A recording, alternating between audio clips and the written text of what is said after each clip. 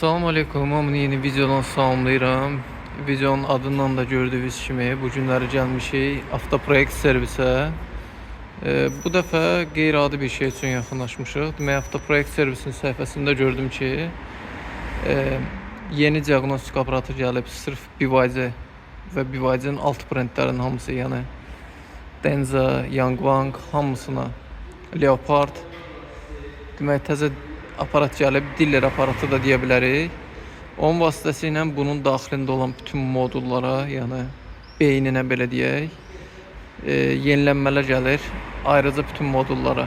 Yəni bildiyiniz kimi Azərbaycanda olan BYD avtomobillərinin demək olar ki, hamısına yenilənmə gəlmir.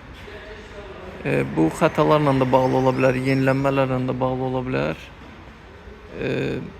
İndi onları demək, diagnostik aparatına qoşub bir-bir yenilənmələri göstərəcəm və hansı yenilənmələr gəlib, onları da eləyəcək və ümumilikdə bütün bu yenilənmələr maşına yüklənəcək. Amma yenilənmələrin nəticəsini sonralar sizə bildirə biləcəm, çünki yerində onu çətin ki bilmək olsun. Çünki bu beyinə yazılan bir şeydir. Multimediyanın yenilənməsi deyil ki, deyim ki, multimediya yeniləndi, ekranda bu fərqlər var, yeni funksiyalar alındı. Bu beyinlə əlaqəli olduğu üçün çox güman ki, bunu zaman göstərəcək bizə.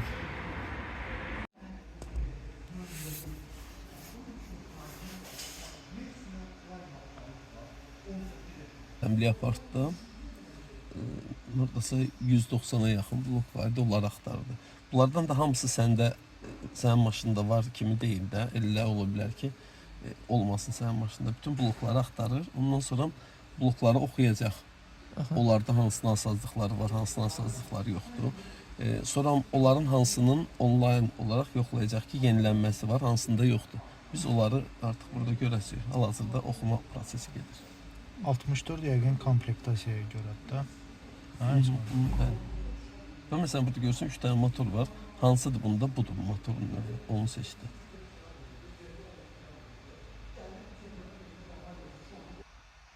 İndi burada baxırıq, deməli nasazlıq yoxdur. Bunlar yaşıldır. Bu qırmızı və ox işarəsi bunların yenilənməyə ehtiyacı var. Və burada biz görürük ki, hansı məsələn budur, bundan buna yenilənir. Bundan buna yenilənir. Və nə qədər elə bil arxada olduğunu da biz görə bilirik. Amma elə bloklar var ki, onun yenilənməyə ehtiyacı yoxdur. Və məsələn, Karofkan blokunda çox yenilənməyə ehtiyacı var.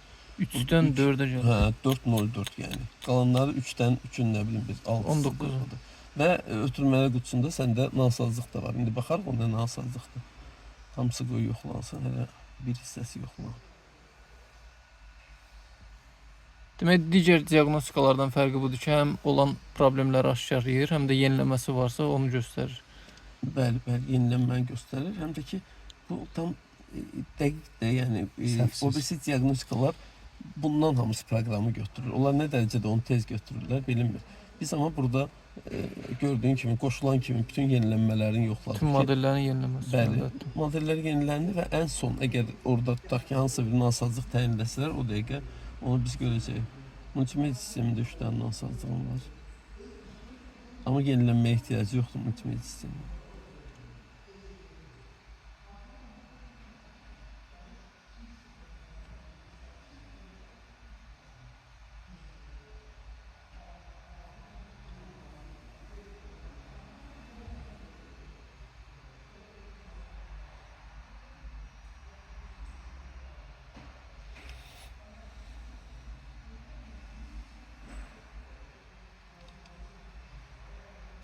İki tane blokta nasazlığımız var.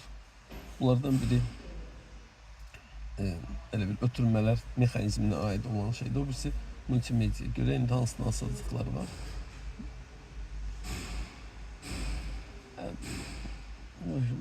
Belə bir şey deyil. Kondisionerlə əlaqədə kommunikasiyada problem olur. Aktual deyil də. Yox deyil. Yox. Historiya. Aktual deyil, sadəcə olaraq beyninə düşür, onu təmizləyəcək. Bəli, və görək multimediyada nəyimiz var.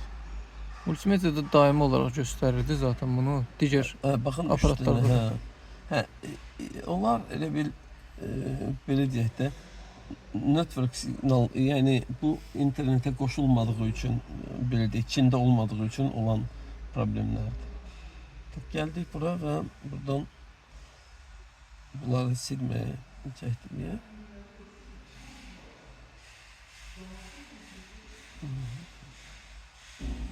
Burada bunun bir yenilenme var bloklardan. Aha.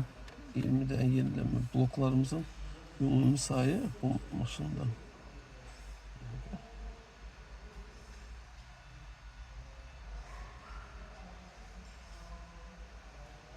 ...31 bloktan 20'si yenilenmelidir. Məlum məsələdə 2024-cü ildə hissəsi olmuş avtomobildə. Çox yenilənmə gəlib, bizə gəlməyib sadəcə olaraq. Biz bunların hamısını birdən yenilenme verebiliriz. Aha, tamam. Multimediada olan yenilənməni göstərdi orada nəsə. Multimediada yok idi yenilenme. Yenilənmə yox idi. Yok idi. Yok.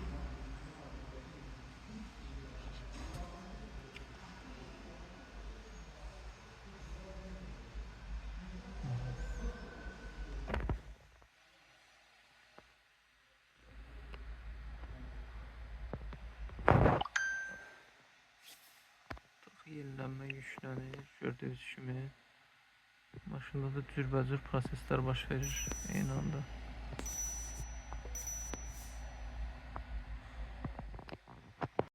Demək, bütün yenilənmələr yükləndi. Demək olar ki, bir dənə yenilənmədir ki, akkumulyatorla bağlıdır. Niyəsə getmir, onun növbəti də baxarıq. Bu arada bunu da deyim ki, təxminən 1 saat 55 dəqiqəyə rovnu getdi. Bütün yenilənmələr.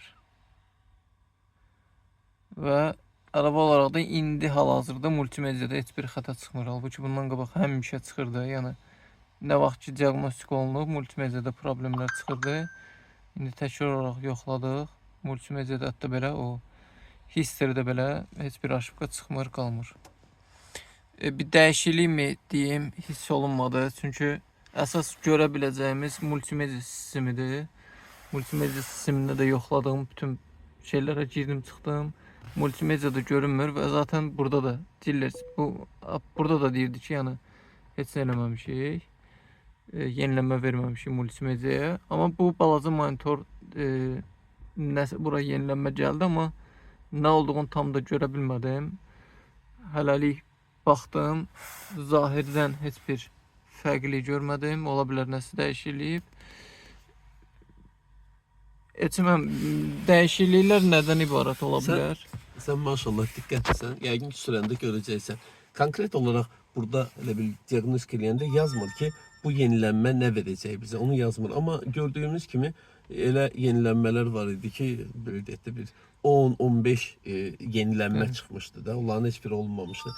Düşünürəm ki, bunlar öz təsirini yavaş-yavaş göstərər, sən də bizə bu haqda xəbər verərsin. Tamam, xəbər edəcəm. Böyük ehtimal ki, yəqin ki yanacaq sərfiyyatında, şarj olmada, nə bilim, bu tip şeylərdə yəqin ki hiss olunacaq. Elementar indi hiss etdiyimiz oldu ki, multimedianın nasazlığı gəlmədi, yəni. Bəli. O yoxa çıxdı. İndi qalan nələr olar? Onu zaman Göstərsən də. göstərər, bəli. Demək, işimiz bitdi avtoproyekt servisdə. Maşın bütün modulları yeniləndi. Vurğuladığımız kimi. Hal-hazırda deyim ki, nəsə hiss olunur, hələ ki yox. Yəni ilk təəssüratlarım yoxdur maşın haqqında.